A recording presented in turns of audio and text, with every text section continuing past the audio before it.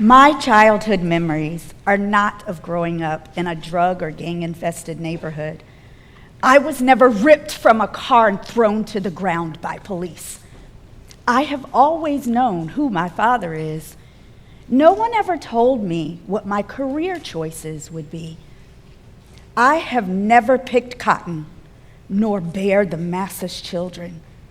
Yet the trauma of my ancestors still lives and breathes in me. What I want more than anything is intimacy, because what I feel often is that I am invisible. Intimacy, the ability to look beyond what you see, think I am, and what the world has taught you is me. To experience the cognitive, the emotional, the spiritual being, me. And I'm not alone. I'm a licensed marriage and family therapist.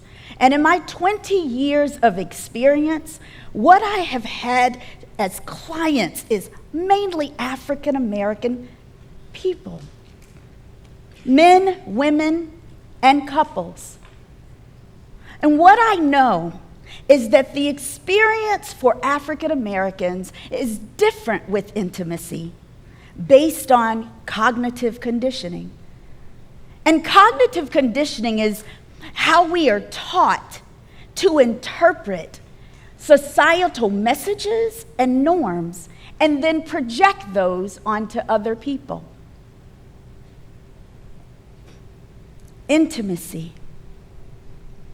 My clients generally spend time telling me about their history.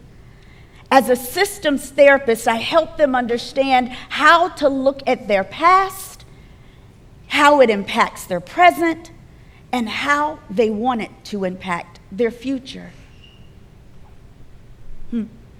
So I'm going to tell you a bit about my history. My parents were marriage and family therapists through the church, organization and development specialists as well.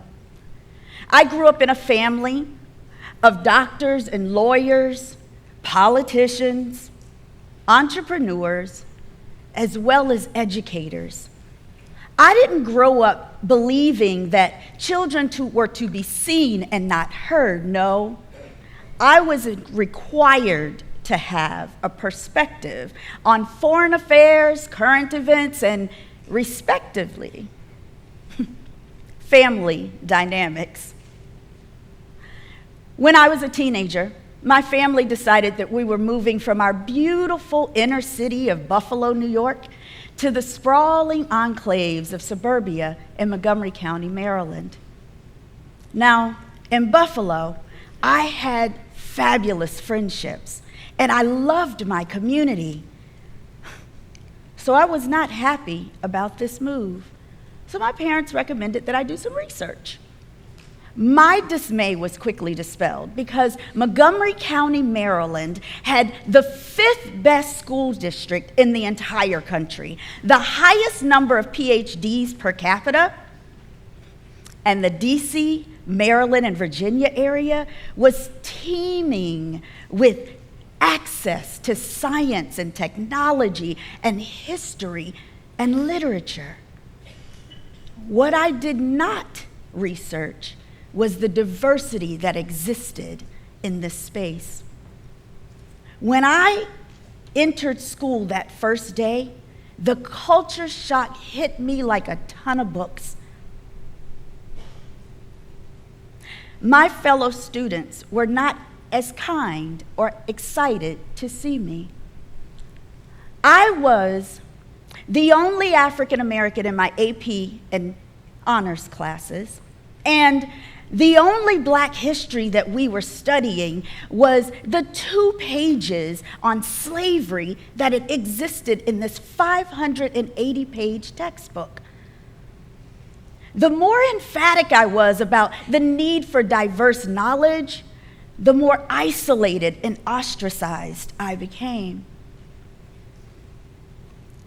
There were moments when I wanted so desperately to connect, But the pace of their stereotypical commentary was so intense that I began to withdraw.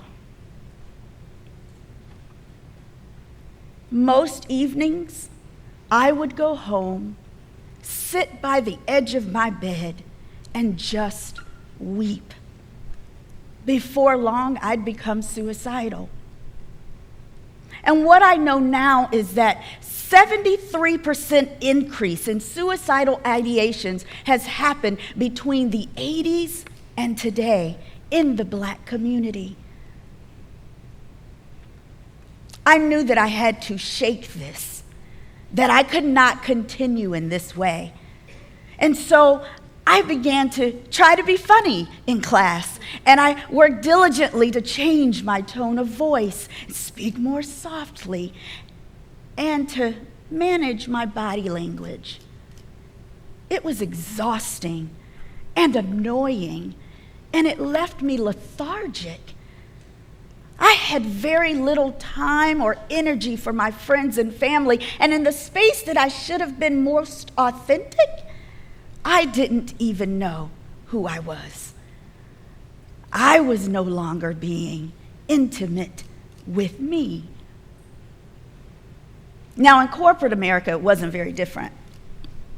It's in that space that I learned that teamwork meant that I needed to take my ideas and give them to my colleagues, allow them to present them so they could be readily accepted and implemented. The problem was they got the credit for my ideas, the promotions for my ideas, and the monetary increases. And in the moments where I did get a promotion, I was considered an affirmative action pick. It was in corporate America that I became the most depressed. NIH, the National Institute of Health, and the Center for Disease Control say that even today, Black women are 3 times more likely to be living with major depressive disorder than any other culture. And it's due to racism and cultural conditioning. I had insomnia. I was self-critical. I required everybody around me to be perfect because I was striving so hard for that same perfection. I was a 73-pound, 30-year-old woman. And I was in a sexless marriage.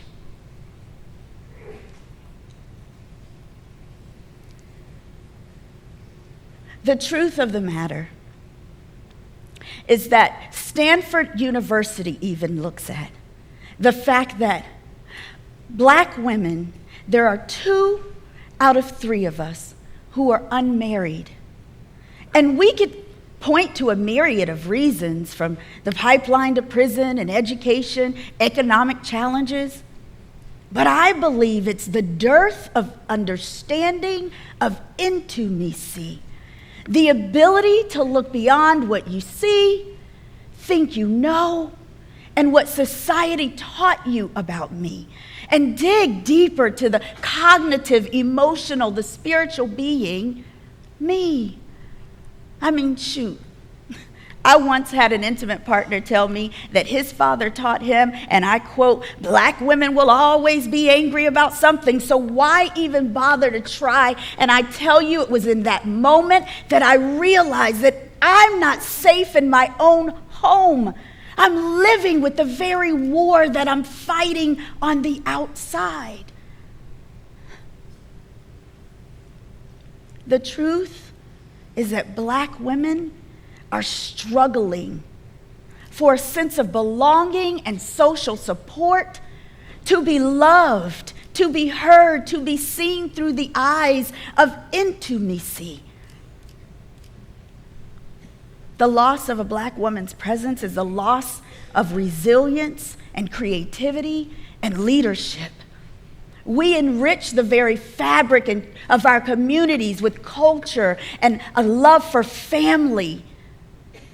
We enrich the political tapestry of this world. America doesn't have to just survive, it can thrive with the presence of a Black woman.